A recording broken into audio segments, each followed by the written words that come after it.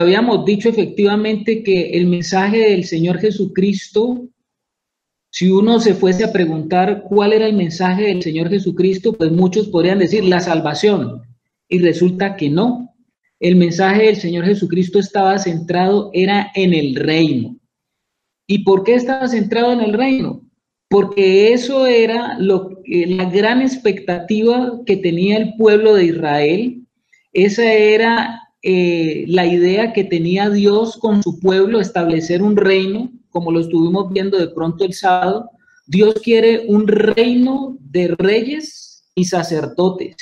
Y ese reino se puede llevar a cabo solamente a través del Espíritu Santo, y ese reino lo está el Señor manifestando desde el antiguo pacto. Y por eso el Señor, cuando vino, dijimos que Él comenzó su predicación diciendo y predicando el Evangelio del reino. Ustedes saben que el Señor comenzó predicando: arrepentidos, arrepentidos, porque el reino de los cielos se ha acercado. Y porque ese reino de los cielos es un reino, como lo vio por ejemplo Daniel, es un reino que se tiene que establecer aquí en la tierra y que tiene un comienzo, y el comienzo de ese reino va a generar que todos los reinos de este mundo sucumban ante ese reino. Ustedes saben que Daniel interpreta el sueño de Nabucodonosor. Nabucodonosor ve una estatua de una imagen de hombre, y dice que esa imagen estaba constituida por varios materiales, diciéndonos la palabra que Nabucodonosor vio que la cabeza de esa imagen era de material mineral, que era el oro. Y dice que en la medida que él vio esa cabeza, también vio cómo se desarrollaba hacia abajo su cuerpo. Y dice que él vio que el cuerpo de esa cabeza ya no era de oro, sino que era de otros materiales diferentes. Y entonces él va a decirle y le cuenta ese sueño a Daniel, porque nadie lo podía interpretar. Y después de que él ve la cabeza de oro, dice que los brazos y el pecho de esa imagen ya no era de oro, sino que era de plata. Y después dice que el vientre de esa estatua era de bronce, y después dice que las piernas y los pies eran de hierro, y los pies tenían una particularidad, que el hierro estaba mezclado con barro. Esa fue la imagen que muestra de pronto Nabucodonosor, y Daniel comienza a tratar de interpretar esa estatua, y dice que otra de las cosas que él vio fue que en un momento dado, que vino una roca que se desprendió de un gran monte y dio sobre los pies de esa estatua, y que toda esa estatua fue desmenuzada y desapareció, y que de esa roca se hizo un gran monte. Y ese monte, más adelante podemos interpretarlo que es el monte del reino de Dios que se ha establecido sobre la tierra. Entonces el interés del Señor es establecer un reino, y ese reino ya habíamos dicho que es un reino de hijos que han alcanzado un grado de madurez, y que en esa madurez esos hijos tienen la capacidad de seguir expandiendo ese reino, tienen una responsabilidad. Es como decir que todos nosotros comenzamos con la salvación es la puerta, pero la salvación no es el final del camino, es solamente el inicio. Y todos entramos por esa puerta de la salvación, y todos sabemos que la salvación nos permite entrar al reino, nos permite hacer parte del reino, más bien, hacer parte del reino. Pero que cuando entramos a ser parte del reino, podíamos nosotros entender que existe una etapa donde somos como niños, que estamos viendo el reino y estamos viendo todo lo que el reino es, pero todavía no tenemos la autoridad y la responsabilidad para nosotros comenzar a manejar ese reino que se nos ha dado. Y es como que el Señor quiere, a través de sus hijos, establecer un gobierno, obviamente, y que ese gobierno lo va a hacer a través de hijos que han alcanzado ese nivel de madurez. Lamentablemente, la iglesia del Señor Jesucristo, la mayoría de sus hijos permanecen en un estado inmaduro y un estado de niñez y de infancia que se perpetúa y se perpetúa por años y por años y por años, y nunca se llega a encontrar esa madurez. Hablo de la mayoría de la iglesia del Señor. Pasa eso. Entonces tenemos una iglesia muy infantil, una iglesia muy niña, una iglesia donde los sistemas que el hombre ha creado también mantiene a la gente en esa estatura, en esa edad, donde los que están al frente tampoco es que hayan avanzado mucho en su vida espiritual, no digo todos, pero muchos de ellos, y entonces por eso la iglesia no puede entrar en esa dimensión del reino. Y habíamos hecho y comenzamos a establecer esa diferencia, porque esa diferencia no es muy bien entendible en la iglesia del Señor, lo que es el evangelio de la gracia y el evangelio del reino. Y no es que el evangelio de la gracia sea uno y el evangelio de la gracia sea otro. Estamos hablando de que hay un solo evangelio, el evangelio de Dios. Pero habíamos dicho que el evangelio de Dios tiene dos aspectos. Y la mayoría de las personas, la mayoría de los hijos de Dios solamente han entendido la parte que tiene que ver con la gracia. Y la gracia es todo lo que el Señor ha colocado en nosotros. Como quien dice, si lo vemos dentro de la perspectiva del sembrador, la gracia tiene que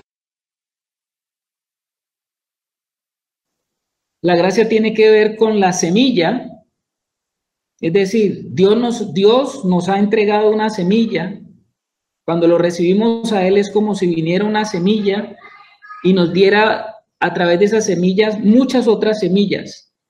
Y que nuestra alma es ese terreno que está allí para que todas esas semillas sean colocadas y todas esas semillas produzcan lo que el reino de Dios exige que se produzca.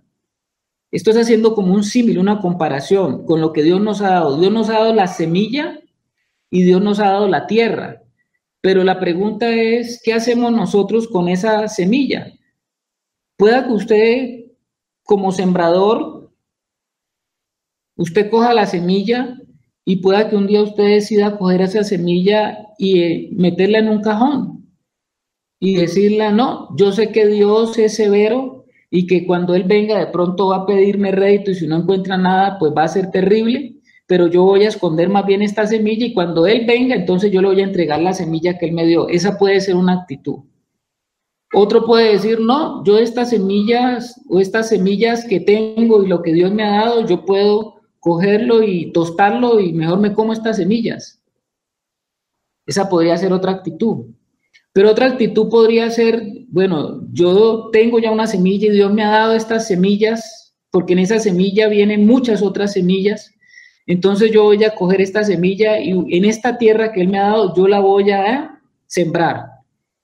Y si usted sabe y si usted entiende el principio de la siembra, sabe que todo sembrador pues va a esperar tener un campo y en ese campo de sembradío pues tener mucha cosecha. Y Dios nos ha dado en la semilla que es su hijo, nos ha dado como el fundamento, pero también el apóstol Pablo hablaba que él había llevado el fundamento a los corintios. Uno es el que planta, decía el apóstol Pablo, pero otro es el que riega, y dice él que mire cada cual cómo sobreedifica, como quien dice, una cosa es el fundamento, o sea, como la semilla nos la da Dios, pero otra cosa es cada quien qué hace con esa semilla. Cuando hablamos de sobreedificación, estamos hablando de lo que usted hace con esa semilla. Y ya acabamos de decir qué puede hacer una persona con la semilla. Entonces, si usted es un buen siervo, Entonces usted tomará la semilla y comenzará a esparcir esa semilla, a sembrar esa semilla y tendrá una cosecha. ¿De qué tanto usted tendrá cosecha? Pues depende de cómo usted cuide ese terreno, cuide esa parcela, cómo usted labre esa parcela, cómo usted sea solícito en guardar ese terreno. Y tal vez en una parte de su vida usted no ha aprendido muy bien lo de que es la siembra y la cosecha, y como buen sembrador usted tendrá de todo lo que sembró un 30%. Pero cuando usted aprende un poco más acerca de la siembra, de pronto la próxima cosecha ya tendrá un 60%. Pero mucho más adelante de pronto usted aprenderá que en su siembra usted ya ha aprendido mucho, y como sembrador ha aprendido bastante, y ahora va a tener de toda la semilla que tiene al 100 por 1.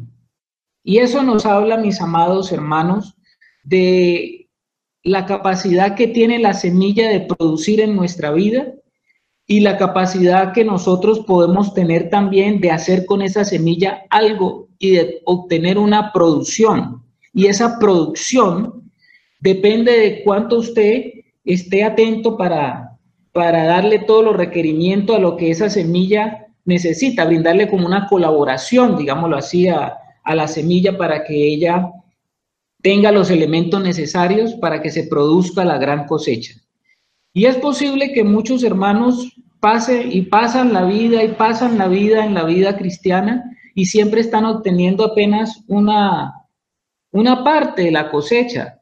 Ahora, si están obteniendo una parte de la cosecha, la pregunta es, ¿qué se está haciendo mal? ¿Será que la semilla está mal?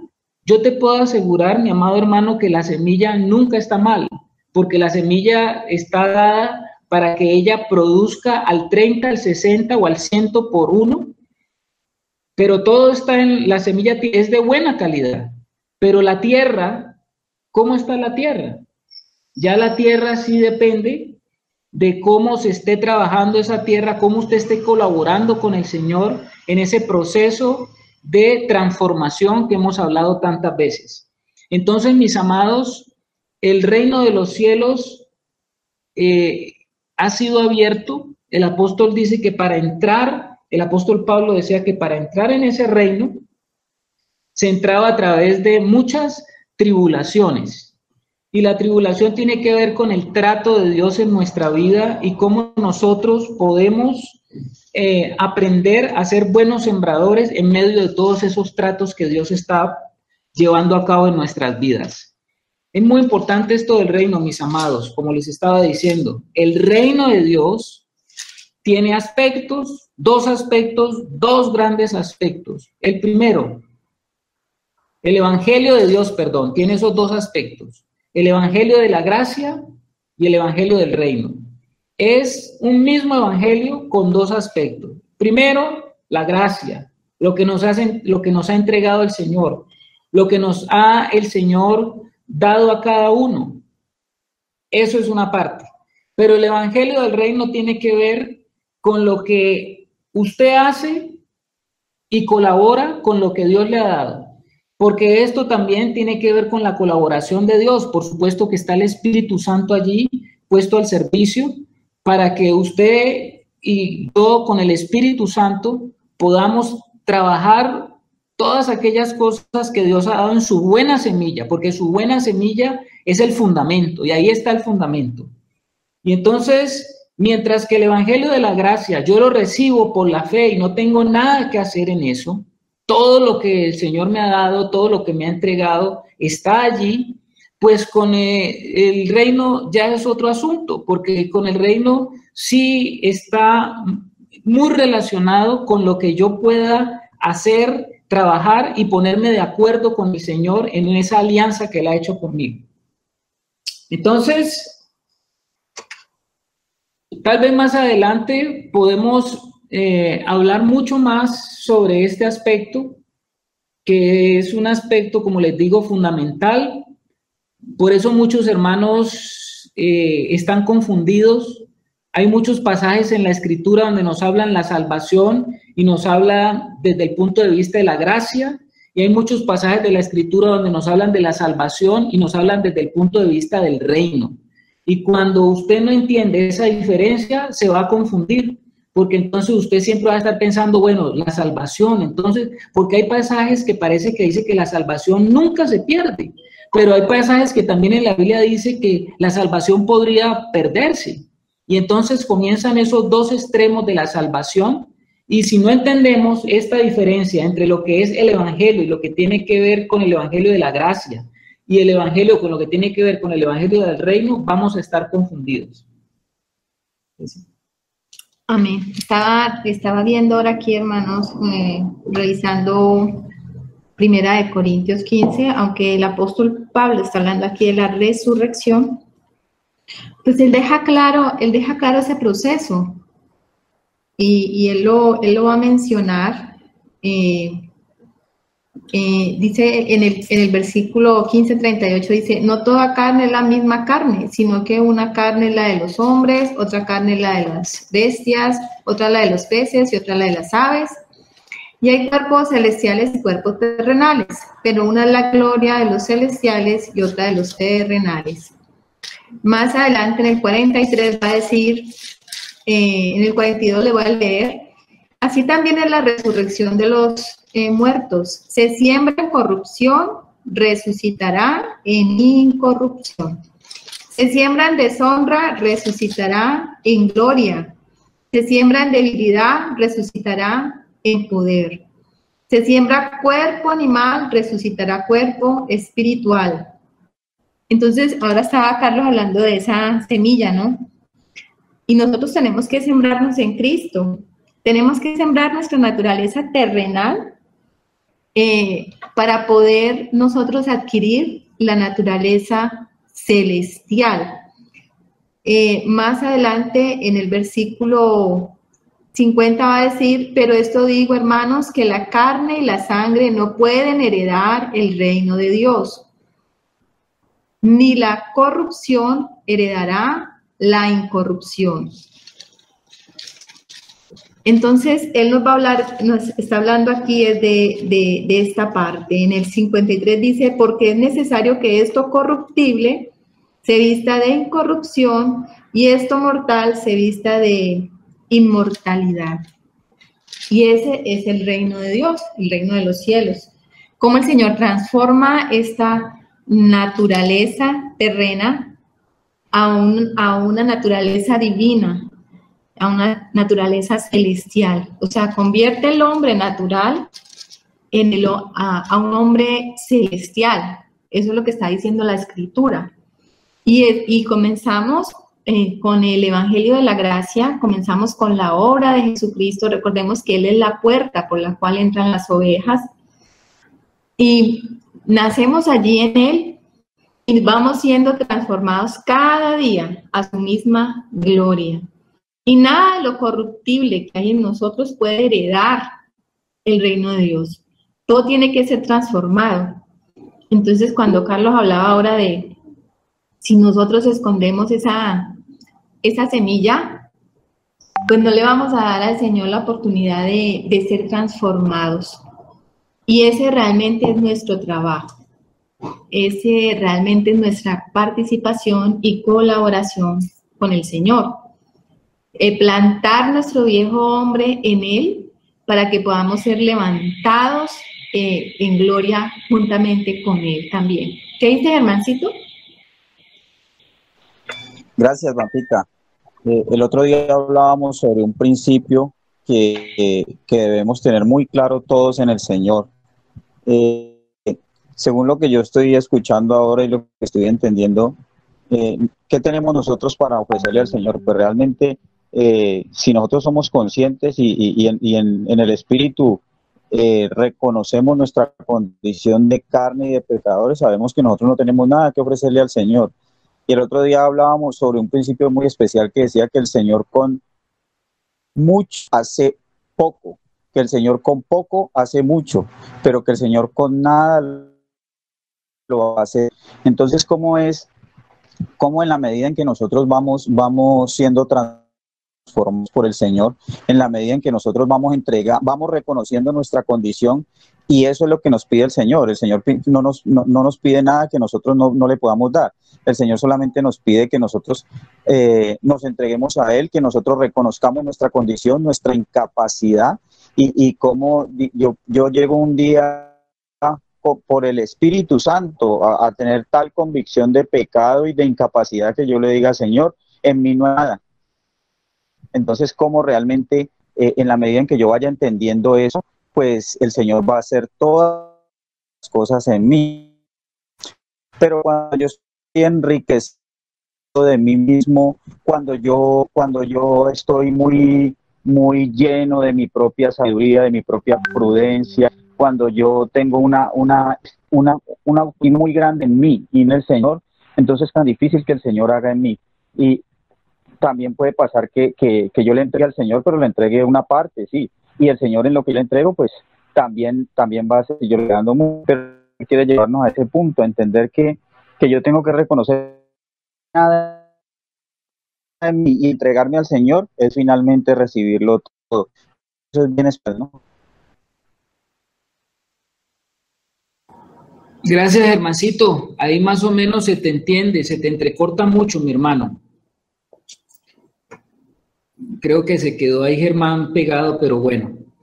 Vamos a continuar, hermanos, entonces, dejando esa pincelada allí de lo que tiene que ver con el reino, avancemos al versículo 4 de Hechos de los Apóstoles. Entonces, Hechos 1, el versículo 4 dice de la siguiente manera: y estando juntos, les mandó que no se fueran de Jerusalén, sino que esperasen la promesa del Padre, la cual dijo, oísteis de mí.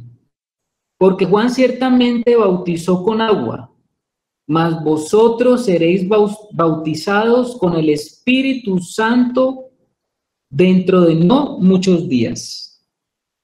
Entonces, mis amados, el Señor les estuvo hablando del reino, como lo que ya estamos explicando, les estuvo hablando del reino. Durante 40 días les estuvo su enseñanza permanente acerca del reino. Y finalmente les dice y les da una orden, que no se fueran de Jerusalén. Y dice que era necesario que ellos estuvieran allí unidos en Jerusalén, esperando la promesa del Padre, la cual les dijo, oísteis de mí. El Señor tenía muy claro que su venida aquí a la tierra tenía un propósito. Sabemos que el propósito de él era venir a establecer el reino, venir a rescatar a ese hombre que se había perdido. Él tenía que volver a colocar al hombre en una condición y en una situación que el hombre perdió en el Edén. Y entonces el Señor necesita otra vez establecer esa realidad de unión entre el cielo y la tierra, porque la tierra se había separado del cielo en el Edén. Ahora el Señor estaba conjugando esa realidad en los seres humanos que van a entrar en esa dimensión de permitir que el cielo toque la tierra, y el cielo toca la tierra a través de seres humanos, como usted y como yo, que le creen al Señor. En ese momento vuelve a haber otra vez esa realidad espiritual de esa unidad, pero eso solamente puede darse y puede ser posible a través de la promesa que había dado el Padre. Y los profetas en la antigüedad, en el Antiguo Testamento, ellos habían dado ideas de esa promesa. Algunos pasajes que usted puede buscar en la Escritura donde le hablan de esa promesa para que usted lo busque, se encuentran, por ejemplo, en Isaías 32:15, se encuentra, por ejemplo, en Ezequiel 39:29, se encuentra en Jeremías 31, del 33 al 34, y una muy especial que se encuentra en Joel 2, 28 y 29. Son promesas, esa promesa que el Padre había estado dando a su pueblo. Los profetas habían hablado de esa promesa, aunque los profetas no entendían muy bien de qué se trataba la promesa, sí sabían de que, y entendían de que iba a haber un tiempo, como lo explica Joel, y más justamente en el discurso de inauguración de la iglesia, el apóstol Pedro va a tomar esa escritura de Joel, y lo veremos más adelante, cuando Joel está hablando de que vendría un día en que el Espíritu Santo iba a estar a disposición de toda carne, se iba a derramar sobre toda carne, y en eso consistía la promesa. Porque ustedes saben, mis amados, que en el antiguo pacto el Espíritu Santo no estaba derramado sobre toda carne. El Espíritu Santo venía por un tiempo específico sobre hombres elegidos por Dios, y esos hombres estaban designados por Dios porque ellos representaban algún aspecto de Cristo. Y es tan rico nuestro Señor, es tan rica la vida del Señor, es tan rica la expresión del Señor, que se necesitaron muchos hombres para venir a mostrar lo que es la vida de Dios en un hombre. Y se necesitaron profetas, se necesitaron reyes, se necesitaron, bueno, todo tipo de personas, como ustedes ven, de los que escriben el antiguo pacto, el Antiguo Testamento, que los utiliza el Espíritu Santo, son utilizados por el Espíritu Santo. Pero en la consumación de los tiempos viene Jesús, y dice que Jesús, como lo dice Pablo, y lo pudo entender Pablo, en Jesús se encuentra toda la suma de todas las cosas, porque Dios ha decidido en Jesús recoger todas las cosas y colocarlas en él. Todo lo que muchos hombres representaron, ahora solamente están contenidas en su Hijo. No se necesitan ya muchos hombres, sino que todo lo que el Padre requiere se encontró en su Hijo. Dice que en el final, Dios va a hacer que todas las cosas sean reunidas en su Hijo. Y comenzó esto con su Hijo aquí en la tierra, donde todas las cosas comenzaron a ser reunidas en él. Y entonces el Señor Jesús está trayendo todo lo que el Padre requiere, todo lo que el Padre tiene como propósito. Y entonces Él les habla a los discípulos del cumplimiento de esa promesa. Y la promesa estaba directamente relacionada con lo que iba a pasar en la cruz. Si el Señor Jesús no podía llevar a cabo la obra de la cruz, la promesa nunca hubiese podido haberse dado. Pero el Señor Jesús cumplió con todo el requisito del Padre, y entonces ahora la gran evidencia de que el Padre estaba completamente satisfecho con la obra de Cristo en la cruz era justamente la resurrección. Por eso ahí en Hechos lo vemos que el Cristo resucitado se está presentando a sus discípulos, dando evidencia de que el Padre está complacido completamente con su obra y con lo que Él había realizado.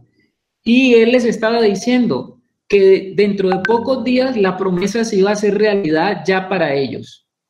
Estuvo 40 días enseñando eso, pero 10 días después, porque ellos tuvieron que esperar 10 días después de que Jesús habló con ellos aquí, tuvieron que pasar 10 días, porque a los 50 días, desde la crucifixión de Jesús hasta la venida del Espíritu Santo, pasaron 50 días. La fiesta del Pentecostés es justamente la fiesta que se celebra a los 50 días de la Pascua, y es lo que el Señor Jesús les estaba diciendo a ellos.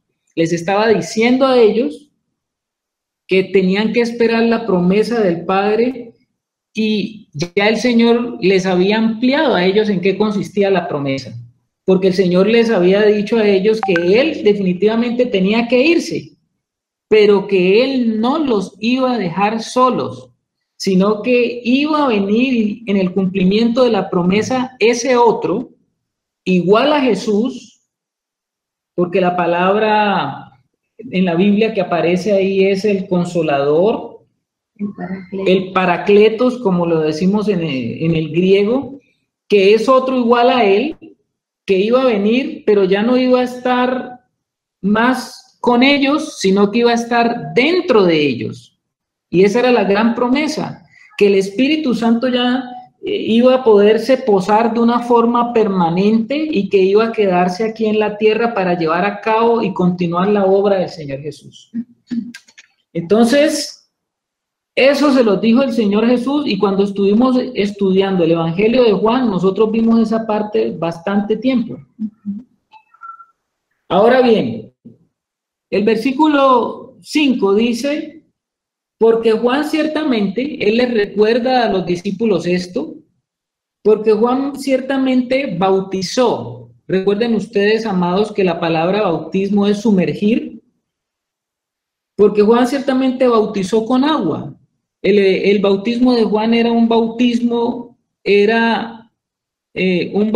muy relacionado con el arrepentimiento, era un bautismo muy relacionado con la limpieza que ellos como judíos siempre habían venido realizando para llevar a cabo lo que eran las ceremonias de purificación. Cada que venían estas grandes fiestas, los judíos, para poderse acercar al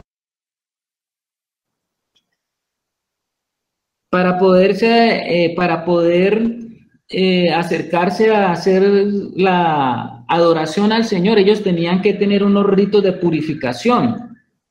Cuando Juan el Bautista viene, Juan el Bautista les habla a ellos de la necesidad de prepararse para recibir al Salvador, al quien trae el reino, y entonces él les decía que tenían que arrepentirse y los bautizaba en agua, dándoles a ellos esa conciencia de preparación para recibir al Señor como el Mesías, pero ciertamente Juan les dijo a ellos que él los bautizaba en agua, pero que iba a venir otro que los iba a bautizar en Espíritu Santo y fuego. Espíritu Santo y fuego. Y nosotros sabemos, mis amados, que el bautismo representa como un paso, es un paso donde nosotros entramos en una realidad, porque la palabra bautizo significa sumergirse, entramos en una realidad, y cuando entramos a esa realidad, una vez pasamos por esa realidad, salimos a otra realidad. Más o menos es lo que podríamos decir que la palabra bautismo nos encuadra. Yo entro en una esfera a una realidad, y cuando paso por allí, por esa realidad, salgo en otra realidad. Y entonces el Señor está diciendo de que hay una realidad que es la realidad de ser bautizados ahora por el Espíritu Santo, y es algo que es totalmente diferente a lo que ellos habían experimentado. Con Juan, usted era simplemente bautizado en agua, o sea que usted tenía conciencia del pecado, pero usted seguía siendo el mismo pecador. Pero con el Espíritu Santo ya era otra cosa. Con el Espíritu Santo usted ya podía tener la realidad de la presencia de Cristo dentro de usted, y eso lo convertía en un hijo del reino, que es otra cosa diferente. Amén. Ahí está la clave de lo que es el Evangelio y lo que es el reino de Dios, hermanos, porque el reino de Dios es espiritual, es celestial, y el que lo hace tangible y el que lo hace real es la presencia del Espíritu Santo en nosotros. Por eso era tan importante que ellos recibieran esa promesa. Ellos habían visto el Espíritu Santo en Cristo, lo habían visto en nuestro Señor Jesucristo, realizando todas esas obras que hacía en la misma vida del Señor, en lo natural, en lo cotidiano. El Señor, podríamos decir que vivía una vida naturalmente sobrenatural. Nada en Él era solamente terrenal. Él todo lo hacía en esa sobrenaturalidad. Entonces, el Espíritu Santo es el que acerca a nosotros esa realidad. El otro día hablábamos hace 8 días creo que mencionamos a Nicodemo y la conversación que tuvo el Señor con Nicodemo para decirle que era necesario nacer de nuevo. Y estuvimos hablando de esos dos nacimientos, ¿no? uno para ver y el otro para entrar al reino. Y eso es la obra del Espíritu Santo. Sin el Espíritu Santo nosotros no podemos tocar lo que es espíritu, lo que es celestial, lo que es el reino. Por eso estábamos viendo ahora que les estaba leyendo en 1 Corintios 15 sobre la resurrección, cómo Pablo habla de ello, cómo esto corruptible se viste de incorrupción. Y eso solamente es posible a través del Espíritu Santo de Dios. Yo sé que cuando se tuerce el Evangelio, se ponen todas las cosas a un nivel terrenal y se cree que el Evangelio es para alcanzar cosas terrenales, pero qué equivocación. El reino de Dios es completamente celestial, completamente celestial. Nosotros tenemos solamente que vivir en él y vamos a ver, como dice más adelante la Escritura, vamos a ser testigos sobre esta tierra de lo que es el reino. Y vamos a vivir en esa sobrenaturalidad del Espíritu y de la vida celestial. Pero no podemos aterrizarlo, no podemos decir que el Señor nos ha dado lo celestial para que nosotros obtengamos las cosas terrenales, porque las cosas celestiales son mayores. Y esto que es corruptible se tiene que vestir de incorruptibilidad. Entonces, por eso es que es tan importante este bautismo. Sí, mis amados, la parte de el Espíritu Santo, pues es la parte definitiva y es la parte que corresponde a todo hijo de Dios. Nosotros podríamos llevar muchos años asistiendo a reuniones, muchos años teniendo comportamiento como de un cristiano, mucho tiempo leyendo la Biblia, mucho tiempo teniendo muchas cosas que hacen los cristianos, pero definitivamente lo que define mi vida cristiana es la presencia del Espíritu Santo en mi vida. Si yo no tengo el Espíritu Santo, yo podría ser un buen religioso cristiano, pero no sería verdaderamente un hijo de Dios nacido de nuevo. Y la realidad que trajo el Señor fue justamente esa. La realidad que trajo el Señor era esa promesa dada por el Padre, donde Él podía engendrar hijos a través del Espíritu Santo. Y el Espíritu Santo, pues, está dentro de los que han invocado el nombre del Señor, los que han creído en el Señor y los que han decidido entregar su vida al Señor para que el Señor esté permanentemente ya en ellos. Y eso es la obra del Espíritu Santo. Finalmente el Señor, pues de todo lo que hoy se conoce como la iglesia, Él es el que sabe quién realmente es el verdadero Hijo de Dios, porque nosotros podríamos juzgar por las cosas que el ser humano o como el ser humano juzga para poder determinar si una persona es o no es, por cosas externas. Los hombres siempre lo estamos viendo a través de cosas externas, pero el Señor está dando un testimonio y dice que los hijos de Dios tienen ese testimonio en su espíritu. Y el Espíritu dice a nuestro espíritu y nos hace conscientes de que somos hijos de Dios. Y esta realidad del Espíritu Santo, pues es una realidad que Dios ha dado, es una promesa, como ya lo estábamos viendo, es una promesa que da viene desde el antiguo pacto, y es la promesa que nos habilita para vivir la vida de Dios. La vida de Dios solamente puede ser vivida a través del Espíritu Santo de Dios que está en cada uno de nosotros. No hay otra forma. Esto no se trata de yo leer la Biblia para tratar de imitar la vida cristiana. Esto no se trata de leer la Biblia para yo decir, me quiero parecer a Cristo. Esto se trata de dejar que el Espíritu Santo nos vaya capacitando y nosotros cada día nos vayamos entregando más en ese proceso que Él está haciendo y estamos creyendo cada día en la obra que el Espíritu Santo está haciendo dentro de nosotros. El Espíritu Santo es el poder de Dios Y no solamente vamos a hablar de poder de Dios como algunos grupos tienen al Espíritu Santo, porque algunos grupos piensan que el Espíritu Santo es una fuerza, así como los testigos de Jehová o los mormones. No, el Espíritu Santo no es una fuerza. El Espíritu Santo es, desde la revelación de la Biblia, es una persona que viene a morar dentro de mí. A ver, el hermano Alex.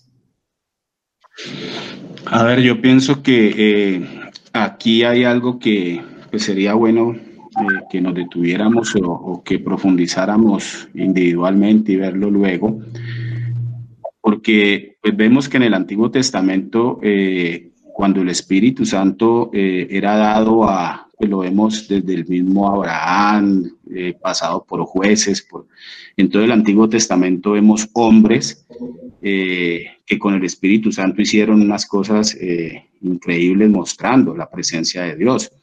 No creo que haya reporte en el Antiguo Testamento de hombres que con el Espíritu Santo hicieron lo que les dio la gana. O sea, que el Espíritu Santo parece ser que siempre que verdaderamente entra una persona, o en el caso del Antiguo Testamento que era dado por Dios, pues viene a cumplir, es el propósito de Dios. Aquí cuando vemos en el Hechos, versículo 5, porque Juan ciertamente bautizó con agua, mas vosotros seréis bautizados con el Espíritu Santo dentro de no muchos días. Entonces puede ser, muy seguramente, que muchos de nosotros nos hemos quedado solamente con ese bautismo de agua, ese que es exterior, ese que se hace para proclamar delante de una comunidad de que estoy muriendo a mí mismo y naciendo para Cristo, pero realmente eso es algo externo que solamente se confirma es con ese nacimiento o por ese bautizo del Espíritu Santo. Realmente, entonces, si lo confrontamos con lo que sucedió en el Antiguo Testamento a la realidad actual, muchos no habríamos nacido, porque pues si el Espíritu Santo hizo en el Antiguo Testamento todo lo que hizo a través de hombres que el Señor se los permitía, pues lo ideal es de que el Espíritu Santo ahora, todo aquel que lo reciba, le haga caer en esta realidad de que el asunto es del reino, se tienen que perder mis intereses inmediatamente.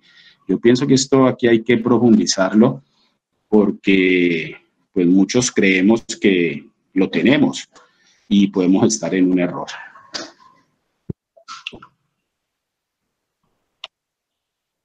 Ok, gracias, Alecito. Estamos tratando de ver estos aspectos, como dice mi hermano Alex. Por acá dice el hermano Harold, dice, no puede el árbol, el buen, refiriéndose a Mateo 7, 18, 19 y 20, no puede el buen árbol dar malos frutos, ni el árbol malo dar frutos buenos. Todo árbol que no da buen fruto es cortado y echado en el fuego. Así pues, por sus frutos los conoceréis. Bueno, aquí podría uno entrar a confundirse un poquito. Si analizamos, bueno, si a veces tengo comportamientos todavía naturales, entonces no tengo al Espíritu, entonces ahí tendríamos que entrar a hablar de la inmadurez espiritual, de la infancia espiritual, que lo hemos hablado tantas veces. Una cosa es, porque dice Pablo que mientras se es niño, el niño no se diferencia mucho del esclavo, porque todavía se manifiestan cosas de la naturaleza vieja.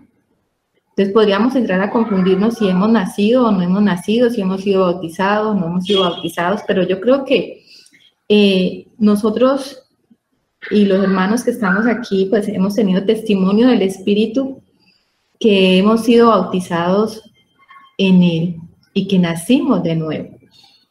Y que el Señor ha traído esa nueva vida y que estamos en ese proceso de madurez, de ir siendo despojados de este viejo hombre cada día y siendo transformados a ese nuevo hombre y siendo cada día más llenos del Espíritu Santo.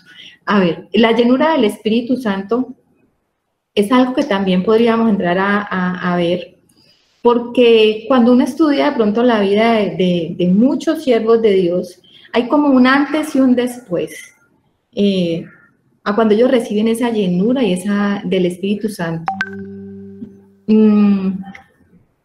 Es como pedir al Señor y clamar al Señor, porque hay un pasaje en la Escritura que dice que Él es un Padre bueno, que si nosotros somos padres malos y hacemos cosas buenas con nuestros hijos, dándole buenas dádivas, ¿cuánto más Él, que es el Padre bueno, nos dará el Espíritu Santo si se lo pedimos? Lo que pasa es que, hermanos, aquí hay otra falencia y otra realidad en la vida de la iglesia, y es que no lo pedimos. Nosotros estamos luchando muchas veces y batallando muchas veces contra las cosas de la carne en nuestra propia carne. Y nos olvidamos de que es el Espíritu Santo y que es la gracia del Señor obrando y actuando en nosotros, en ese reposo. Por ahí leíamos lo que el hermano Alex nos mandaba la reflexión y hablaba de ese reposo. Y es que el Espíritu Santo es el que hace la obra, pero nosotros en esa infancia no dejamos que el Espíritu Santo haga y estamos muy distraídos. Pero si nosotros clamásemos todo el día y estuviésemos pidiendo al Señor más de su Espíritu, nosotros podríamos entrar a vivir en una dimensión mucho más grande de lo que es la vida del Espíritu. Podríamos decir que estaríamos experimentando una llenura. Y hacia allá apuntamos, hermanos, porque yo sí pienso que hay una diferencia entre una vida que ha recibido al Señor y está creciendo y tiene el Espíritu Santo y es una vida cristiana muy normalita, a una vida donde el Espíritu Santo ha venido a llenar esa alma y se desborda. Eso es otra cosa, mis hermanos. Sí, evidentemente, pues eso tendríamos que, como dice Alex, sentarnos un buen rato a tratar de meditar en todo lo que tiene que ver con los aspectos de la llenura del Espíritu Santo, porque el Espíritu Santo está allí, nos ha sido dado, pero en la medida que nosotros vamos entregando más y entregando más de nuestra vida, y si nosotros estamos pidiendo la llenura del Espíritu Santo, ¿qué es lo que primero el Señor tiene que hacer antes de llenarnos? Pues limpiarnos, porque Él no puede llenar algo donde está sucio. Entonces, en la medida que nosotros estamos pidiendo, Señor, dame más de tu Espíritu, yo quiero ser lleno más de tu Espíritu, pues efectivamente el proceso que va a comenzar a hacer el Señor, porque el Señor sí quiere que nosotros le pidamos eso, y está de acuerdo en esa oración. Pero entonces, no es que usted pidió la llenura del Espíritu Santo y comenzó ahora una cosa y un poder y una manifestación. Lo primero que va a comenzar a pasar es que usted va a comenzar a entrar en esos tratos con el Señor, donde el Señor desea abarcar más aspectos de su vida y donde hay cosas todavía donde tiene que venir limpieza para poder experimentar más acerca de esa llenura del Espíritu Santo. Y ese es el trabajo que el Señor está haciendo justamente con el Espíritu Santo, porque el Espíritu Santo es el que tiene que convencernos a nosotros de qué tanto nos hace falta. Aquí el hermano Ángel nos manda lo que dice Gálatas, que el fruto del Espíritu es amor, gozo, paz, paciencia, benignidad, bondad, fe, mansedumbre, templanza. Contra tales cosas no hay ley. Pero los que son de Cristo han crucificado la carne con sus pasiones y sus deseos. Eso es así, como la palabra de Dios lo dice.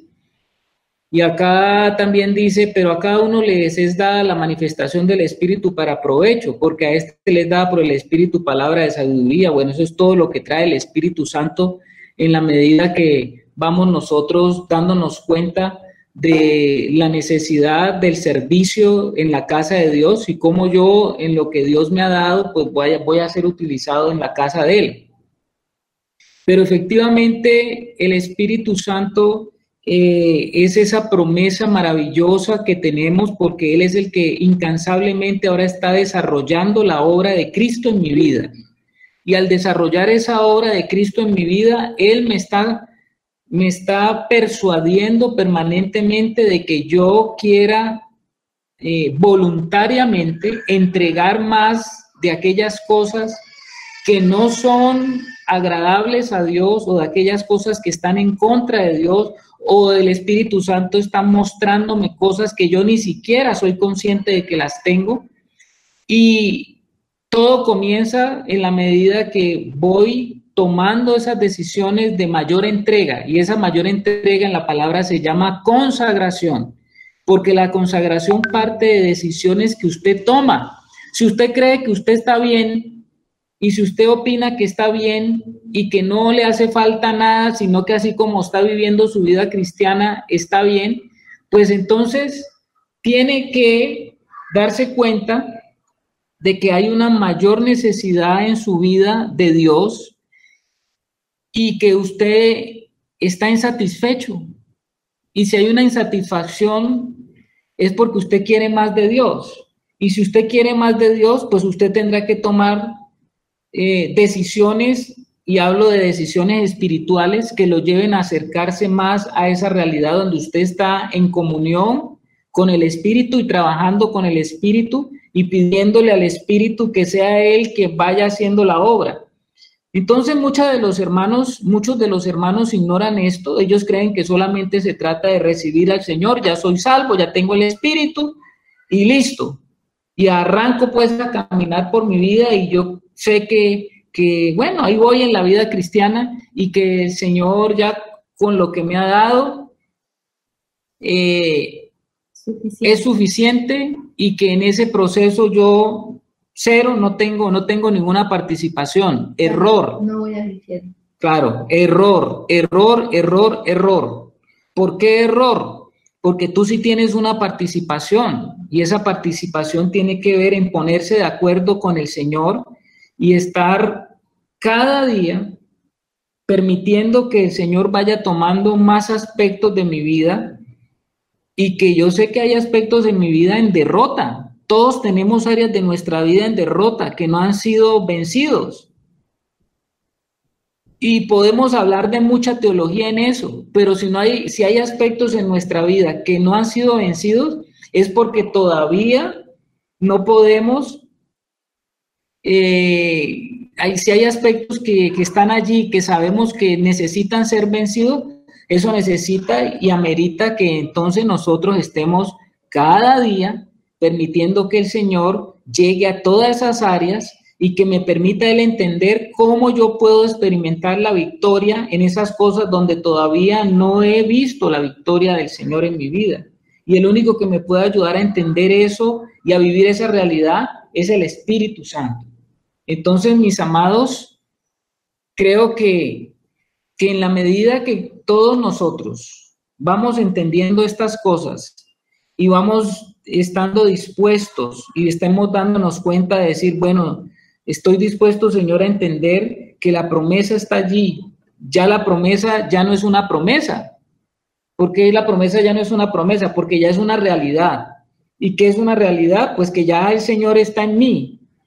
Y si ya está en mí, entonces ahora tengo que estar permanentemente poniéndome de acuerdo con el Espíritu de Dios, quien es que me muestra las cosas, para que Él me siga mostrando y me siga permitiendo darme cuenta de mi realidad, porque la mayoría de nosotros caminamos por la vida cristiana y no nos damos cuenta de la realidad, y como no nos damos cuenta de la realidad,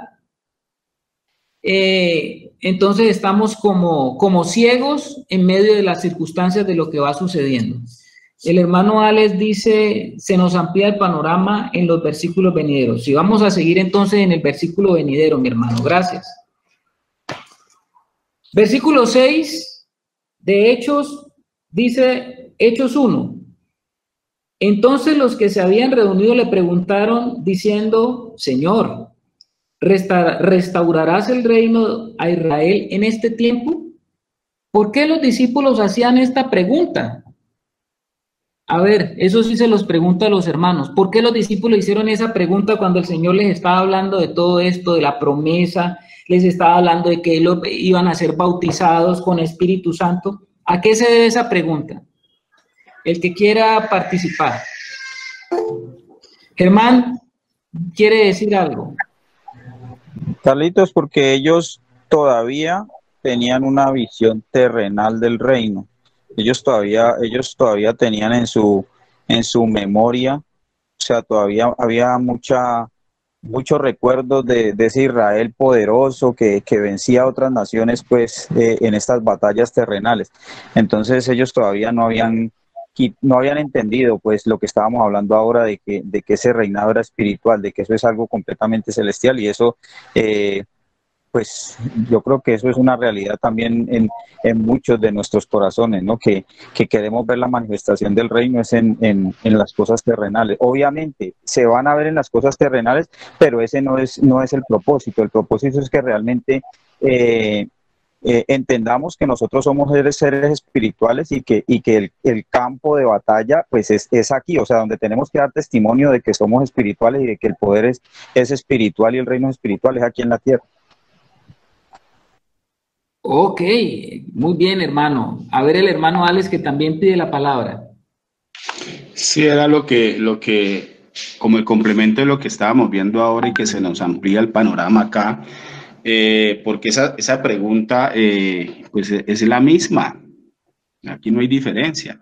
Esta es la misma pregunta que nos hacemos cuando el Señor viene a nuestra vida. Señor, ¿vas a restaurar el problemita que tengo? Mi quiebra en la empresa, vas a restaurar mi matrimonio, vas a restaurar mis hijos.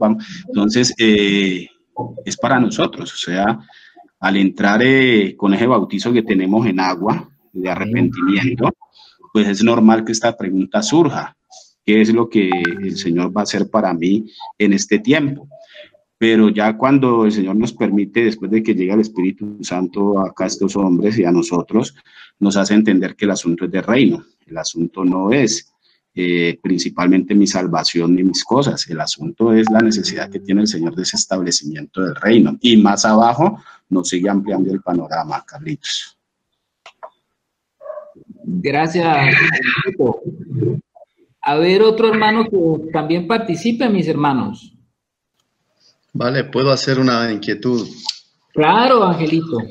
El hermano Pérez, a ver, Alexander, hizo una acotación en el sentido de que de pronto podemos estar engañados de que tenemos el Espíritu Santo. Y yo creo que sería conveniente, ya que hubo esa inquietud de que sin dejar de resolver ese asunto no sigamos avanzando en lo que viene después, porque creo que esa es la base para poder vivir en el reino. O sea, si no tenemos el Espíritu Santo, no vamos a poder vivir en el reino de Dios. Si nosotros miramos el Sermón del Monte, que para muchos estudiosos, teólogos y analistas de la Biblia han mencionado de que es la constitución del reino, me parece que hay un gran número de veces en que Jesucristo menciona al reino de los cielos en el Sermón del Monte. No podríamos vivir, no sabríamos cómo vivir lo que Jesucristo, las demandas que Jesucristo pide, exige en el Sermón del Monte. Una de las que él dice es que no ha venido a abrogar la ley, sino a cumplirla, y al final de esa exposición que habla de que ha venido a cumplir la ley, él dice: porque si ustedes no son, en otras palabras, mejores que los escribas y los fariseos, no van a poder entrar en el reino de los cielos. Y definitivamente, si alguien no tiene al Espíritu de Dios, nunca va a poder cumplir con esas exigencias que Jesucristo plantea para entrar al reino de los cielos. Entonces, si el elemento, la persona que a nosotros nos debe invadir o que debe gobernar nuestra vida, no es del Espíritu Santo, pues estamos como aquellas personas que tienen una etiqueta en el pecho que dice, si desea perder peso, pregúnteme cómo. Estamos, en vez de eso, estaríamos con una placa que diga, soy cristiano.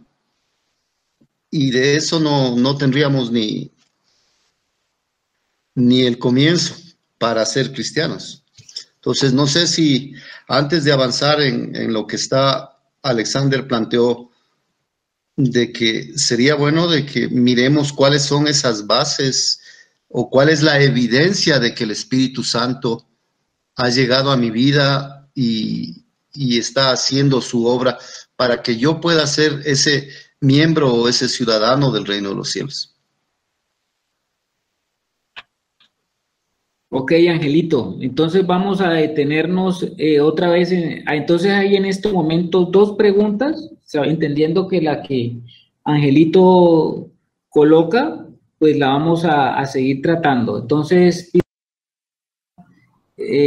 Alex y después el hermano Harold. Le cedo la palabra a Jarito, le hablo después de él. Ok, Alex. Gracias, hermano. Buenas noches. Ante todo, un poquito tarde, pero las comunicaciones, como siempre, un poquito duras acá. Complementando lo que dice el hermano Ángel, yo era un convencido de que el alma y el espíritu era lo mismo, ¿no?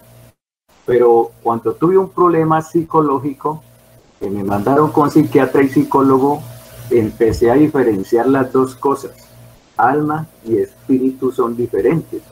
Como dice en un pasaje de la Biblia, cuerpo, alma y espíritu. Nosotros somos tripartitos, eso lo sabemos muy bien.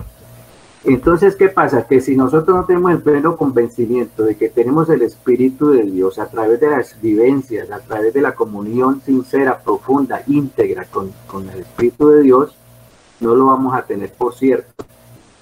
Lo otro es que acordémonos que el enemigo trata de imitar todas las cosas de Dios. Muchas veces nosotros, en el afán de creer de que es el Espíritu de Dios quien nos habla, quien nos dirige, estamos equivocándonos, porque en el alma podemos tener esa clase de sensaciones, ¿no, hermanos? Tenemos esa clase de sentimientos.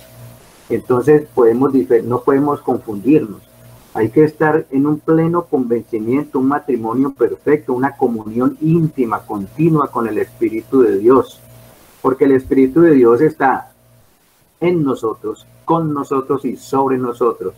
Y en cada una de estas partes Él tiene su función.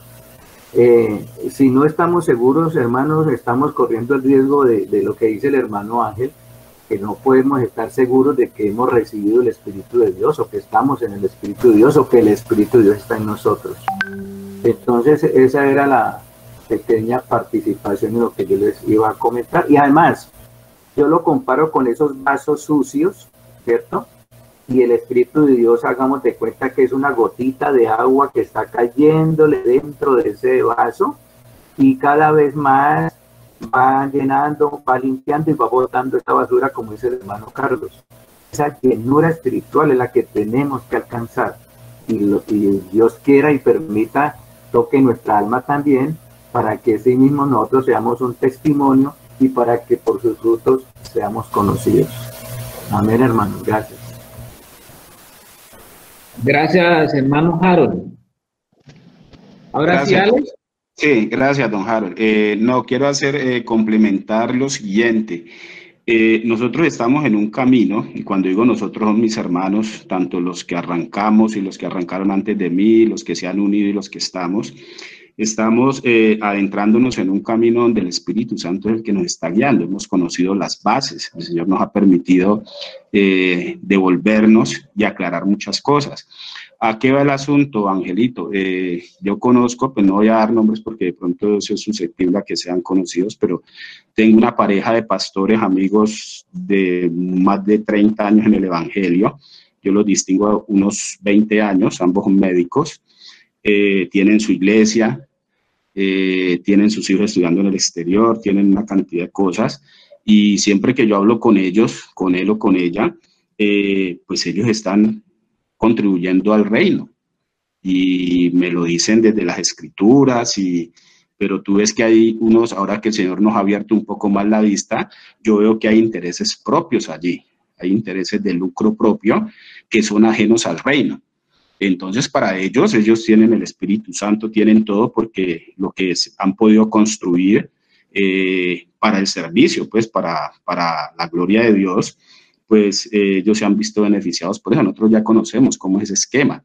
Entonces, allí el Espíritu Santo te coloca esa incógnita, Angelito.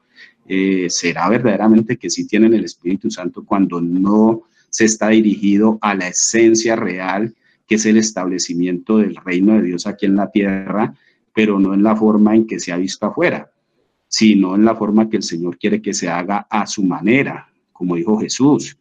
Es como dicen las Escrituras. Entonces, y tú creo que también, y todos tenemos de pronto muchas personas que están alineadas en ese sentido, y para ellos todo lo hacen en el Espíritu Santo. Entonces, es eso, es la confusión o el engaño que puede haber. Nosotros, por la misericordia de Dios, el Señor ha abierto, ha corrido velos y nos ha permitido entre todos ir construyendo esto que estamos haciendo. Esto que estamos haciendo, que es pedirle al Señor que nos abra las Escrituras a través del Espíritu Santo, y lo que hemos encontrado es de que el Señor tiene esa necesidad a través de nosotros y nos está puliendo para ella, pero lo otro que vemos está muy lejos de lo que el Señor nos ha permitido ver. Es eso, hermanos. Gracias, Alex. ¿Algún otro hermano que quiere participar? Angelito, otra vez. A ver, Angelito. Voy a usar algo que escuché hace poco para aumentar a lo que el hermano Alex ha dicho. Hace poco escuché a un hermano que Paul Washer, ustedes, no sé si sea conocido para ustedes, Paul Washer había manifestado de que él por muchos años ha predicado del Señor, pero que hasta hace poquito tiempo él entendía, voy a decirlo en mis palabras, entendía que todo lo que hizo, lo hizo porque comió del árbol del conocimiento de la ciencia, no porque comió del árbol de la vida.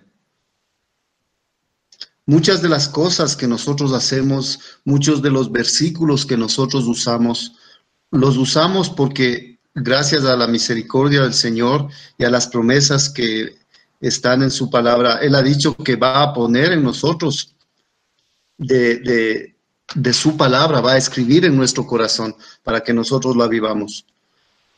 Pero eso, el vivir conforme a eso es como vivir de haber comido del árbol del conocimiento de la ciencia y no de haber comido del árbol de la vida, que es Jesucristo. Entonces, muchas de las veces nosotros hemos actuado conforme al haber comido de ese árbol, pero no hemos actuado conforme al comer el árbol de la vida, y el árbol de la vida es Jesucristo. Entonces, si no tenemos al Espíritu Santo que nos dice en qué momento aplicamos para nuestra vida, en qué momento aplicamos un versículo, en qué momento aplicamos otro, o lo que voy a hacer, lo quiero hacer para el Señor. Si no estamos viviendo esa vida de transformación permanente, porque no creo que una vez que digamos que hemos recibido al Espíritu Santo y hemos hecho una manifestación del Espíritu, llámese el hablar en lenguas, el haber hecho una sanidad, el tener palabra de ciencia o lo que fuera. Si no vivimos conforme a lo que el Espíritu nos guía a vivir cada día, pues todavía seguimos viviendo conforme al haber comido del árbol del conocimiento. Y nuestro propósito, o creo que el propósito de Dios a través del Espíritu Santo para cada uno de nosotros, es hacernos a la imagen, a la estatura, a la plenitud de Cristo.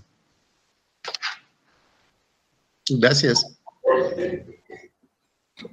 Ok, ahí está el hermano Ángel, pues mostrándonos cosas reales que pasan. Hay cosas que no necesariamente demuestran que ha ocurrido una verdadera conversión. El hacer cosas de creyente no me hace a mí un convertido. El mostrar una moralidad externa recta tampoco. El tener emociones positivas a las cosas de Dios tampoco. El militar en la obra de Dios tampoco. Entonces, ¿cuáles serían las manifestaciones como verdaderas de que una persona ha nacido de nuevo? Porque ahora estábamos diciendo que sí puede haber gente que ha nacido de nuevo, pero que está en una inmadurez y se mantiene en esa inmadurez, haciendo cosas de inmadurez, pero han nacido de nuevo. Pero la verdad, la forma como yo me doy cuenta de que una persona, unas evidencias, si es que vamos a hablar, o unas manifestaciones, primero es que esa persona tiene una confianza que está puesta en Cristo. Y esa persona tiene una capacidad cada vez y experimenta que cada vez ella necesita más confiar en Cristo. El fruto de una fe genuina, pues son obras que glorifican a Dios en la vida del creyente, como decía ahora el hermano Harold. Decía de que hay obras que comienzan a verse en esa persona y una de esas obras que se comienza a ver en esa persona que ha recibido, una de las manifestaciones es que la persona desea obedecer a Dios y un profundo deseo de querer buscarlo. Esos testimonios nos los comienza a dar el Espíritu Santo dentro de nosotros, un deseo de querer obedecer a Dios y un deseo de querer buscarlo. Además, el Espíritu Santo continuamente estará generando también procesos de arrepentimiento y el anhelo de renunciar y abandonar las cosas pecaminosas. También el Espíritu Santo nos va a dar testimonio de victorias que vamos a poder comprobar dentro de nosotros acerca del pecado como tal. Y lo que nos va a permitir también el Espíritu Santo es experimentar el señorío de Cristo y a considerar que tenemos una inutilidad de la carne y que esa inutilidad de la carne no nos va, la carne es un impedimento para las cosas de Dios. También el Espíritu Santo va a ir colocando una manifestación de una esperanza viva.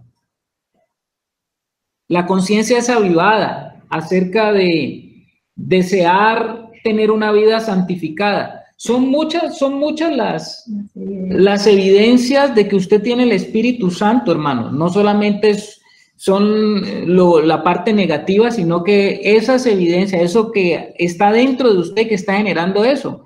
Y sí puede ser, como decía el hermano Alex, de que un pastor esté haciendo cosas y pueda que él se haya nacido de nuevo, pero que esté en un estado de inmadurez y que todavía no haya sufrido un proceso de una conversión en muchas áreas de su vida, donde le permiten a él seguir estando en su naturalidad manejando las cosas de Dios. Sí, hermanos. A ver, nos sorprenderíamos de que el Espíritu Santo se mueve también aún dentro de los grupos religiosos que uno menos piensa. El otro día yo estaba escuchando un audiolibro de un hombre que estaba hablando de la oración y él estaba contando algo que le había ocurrido en una campaña evangelística que él fue a una ciudad a hacer. Y él decía que le tocó ir a una iglesia metodista porque en la ciudad se habían reunido varios pastores y que él estaba esperando allí, llegó temprano para orar porque iba a predicar. Resulta que él dice que cuando él estaba allí, vio que entraron como dos monjitas con una guitarra. Entonces cuando lo vieron, le dijeron, hermano, ¿usted nos puede templar la guitarra? Y él pues no quiso negarse, pero estaba muy preocupado porque el tiempo que tenía era justo como para orar. Entonces él empezó a templar la guitarra y dice que cuando él estaba así como medio ansioso, una de las monjitas le dijo, no se preocupe, vamos a orar por usted, no esté tan ansioso, nosotros hemos orado toda la noche por esa reunión. Y dice que las monjitas le impusieron las manos y empezaron a orar, y oraron en lenguas, y dice que él sintió una unción tan tremenda, y al final una de las monjitas le dice algo, el pasaje de la mujer con el flujo de sangre. Entonces el hombre se queda así, aterrado, porque ese era el pasaje que él iba a predicar. Entonces, podríamos juzgar si el Espíritu Santo se está moviendo en otro tipo de espacios, y aún dentro de religión, que nosotros de pronto decimos, no, pues por allá ya no está el Espíritu Santo. Sí está, mis hermanos, está operando, y todavía tiene por allá lámparas encendidas, que no las quita para que no haya tinieblas completas. Y hay manifestaciones de sus dones que están operando todavía por allá dentro de la Iglesia Católica, dentro de la Iglesia Evangélica. Entonces, lo importante siempre va a ser que aquel que ha nacido de nuevo, porque es que el nuevo nacimiento es lo importante, yo pienso que esa es la clave aquí. Si un día usted se arrepintió, si un día usted confesó su pecado, si un día usted invitó a Jesucristo y se entregó a Él, la Biblia dice que el Espíritu Santo vendrá sobre nosotros, si nosotros hicimos eso. Y yo creo que cada uno de nosotros puede testificar el día que entregamos nuestra vida al Señor, cuando vino ese verdadero arrepentimiento, y cómo el Espíritu Santo le dio vida a nuestro espíritu y comenzamos a tener conciencia de la vida espiritual, porque eso también es lo que trae el Espíritu Santo, la conciencia de la vida espiritual. Antes éramos ajenos, ahora ya no. Eso es, mis hermanos. A ver, Germancito. Bueno, mis hermanos, pues la verdad estoy escuchando hace rato y pues yo personalmente pienso que la experiencia mía es, en 2 o 3 palabras, es la siguiente. Yo creo que yo tengo al Espíritu Santo, pero la palabra de Dios dice que si 2 se pusieren de acuerdo en la tierra, será hecho en el cielo. Entonces yo soy consciente de que hay muchas cosas que no son una realidad del reino de Dios en mi vida, porque la palabra me muestra, porque el Espíritu me va guiando hacia ella, pero aún yo no me he puesto de acuerdo con el Señor en eso. Y tenemos que tener claro que el reino de Dios no consiste en comida ni bebida, sino justicia, paz y gozo en el Espíritu Santo. Entonces, no es una realidad, no tengo yo autoridad, no camino yo por encima de las circunstancias de esta tierra, porque yo no me he puesto de acuerdo con el Espíritu. Porque el Espíritu es el que me muestra, el que me anima, pero por allá en Gálatas 5:17 dice que los deseos de la carne se oponen al Espíritu. Entonces, solamente es eso, solamente es en lo personal. Me habla ese versículo que dice que si 2 se pusieren de acuerdo en la tierra, será hecho en el cielo.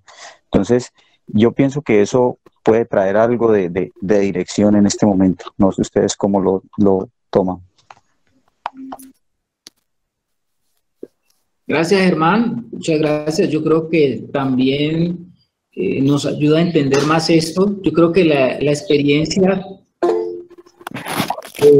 experiencia con el Espíritu Santo es una experiencia personal que tiene un comienzo y tiene un crecimiento. Y yo creo que cuando usted ha nacido de nuevo, usted sí se da cuenta y hay un testimonio en su vida.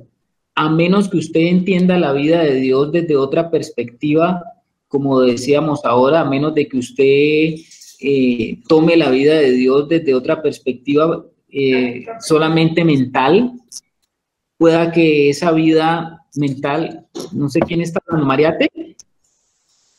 Sí. Bueno, espérame, yo entonces cuelgo aquí, Mariate, cuéntame. No, tranquilo. Sigue que yo estoy escuchando. No, ahorita yo pedí la palabra, pero no, sigue, cuando tú me la des, yo la espero. Bueno, Mariate.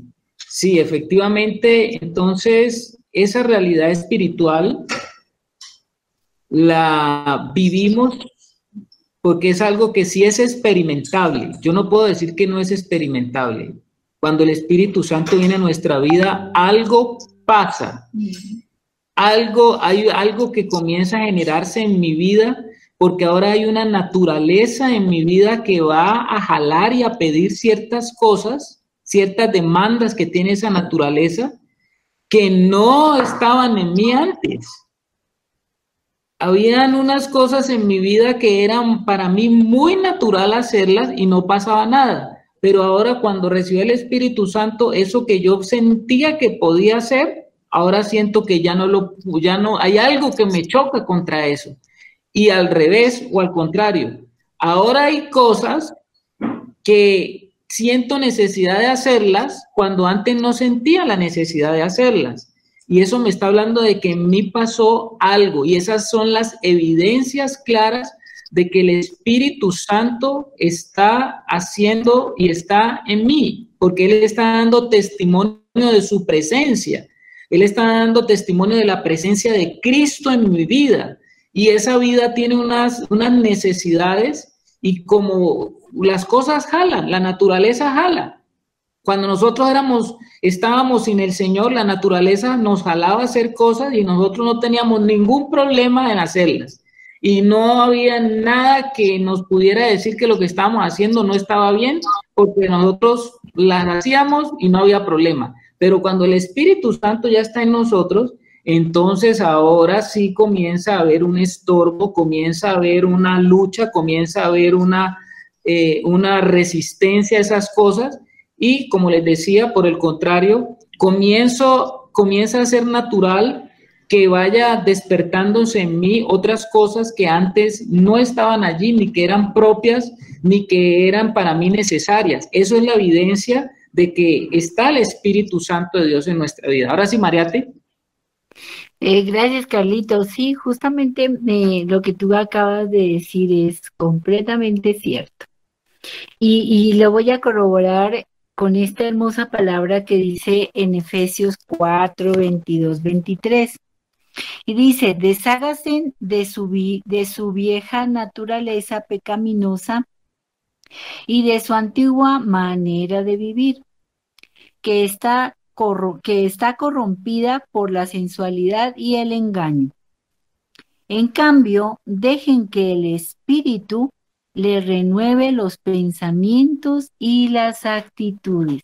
Dejen que el Espíritu renueve. Mire qué importante es eso, el dejar que el Espíritu, porque cuando nosotros pues recibimos al Señor, por supuesto, vamos a tener el Espíritu, pero también tenemos que dejar que Él actúe, porque si Él no actúa, pues no va a ser evidente en nuestra vida. Pero si dejamos que Él actúe, pues las cosas van a ser diferentes. Por eso dice, en cambio, dejen que el Espíritu les renueve, o sea, renovar los pensamientos y las actitudes. Entonces, pues yo creo que esto es maravilloso, poderlo entender y fuera de entenderlo, comenzar a vivirlo, porque pues en la vida de uno, en el caminar de uno con Cristo, lo primero es ser el hacedor de todo esto y decir, Señor, yo quiero hacerlo y permítemelo hacerlo y aquí te entrego, ¿no? Como en algún momento en esta misma conferencia de los martes, Angelito decía, bueno, vamos a las bienaventuranzas, bienaventurado el pobre de espíritu, porque él heredará el reino de los cielos. Así que entonces eso quería compartirles, mis hermanos. Gracias. Hoy no